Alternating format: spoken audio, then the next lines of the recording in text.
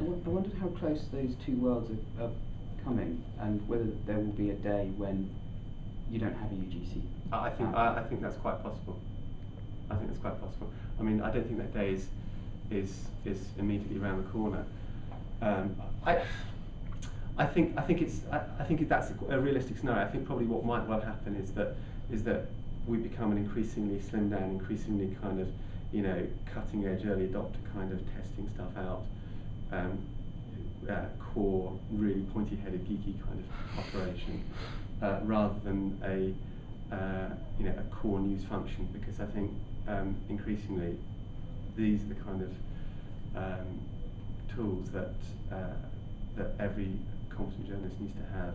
Now, the way that we operate within the current newsroom at the moment is that we provide a kind of a central function that means that there's not an awful lot of duplication with chasing stuff down. So you can, instead of having, I mean, we've got 17 different bits of output. Instead of having 17 producers from all that, I mean, that's not for the programs. I mean, that's that's 17 networks, and within those networks, I mean, on Radio 4, you've got 4 bits of output. You've got Today Programme World at 1 PM and the World Tonight. So you could have, just for Radio 4 news output, 4 different producers chasing the same image of neighbour. And that's something the BBC has had problems with in the past. Absolutely. So I think there'll always be a central function to kind of, when we act as a kind of clearinghouse, if you like. We find the stuff, we then share it with the rest of the output.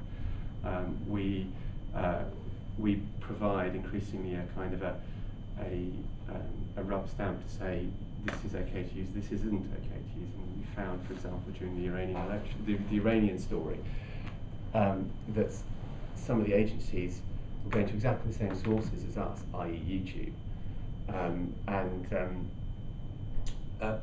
and then putting stuff round on their feeds, attributing it to Today, when it wasn't. It was posted to YouTube Today, but actually they were images of the previous day. Now clearly that's quite important, we provide that role within the organisation to kind of second check, to make sure that everything that BBC uses. And that's the result of developing a level of expertise that wouldn't exist normally for everyday journalists. Yeah. So I think I wouldn't be surprised if we don't become. So this is just me talking off the top of my head. That's all. I wouldn't be surprised if we find ourselves in a few years' time in a very different form. But I think the core functionality of what we do, I think, to an organisation of the size and the complexity of the BBC, that kind of central role, I think probably is quite an important role, because otherwise you'll just end up doing it, many times over. Can I ask you about the expression user-generated content as well? Yeah. Do you like it? Not really, no. I did wonder. No, I mean, it can be a bit misleading, and perhaps some people think it's a bit sort of patronising as well towards the.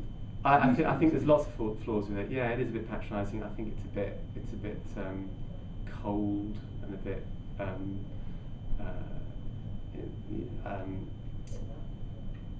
patronising is a good word for it as well.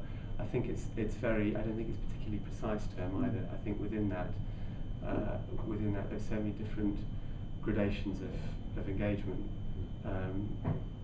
that it means it's not a fantastically useful term. I mean, I use it to mean video and stills, and that's what I use it to mean, kind of acts of accidental journalism.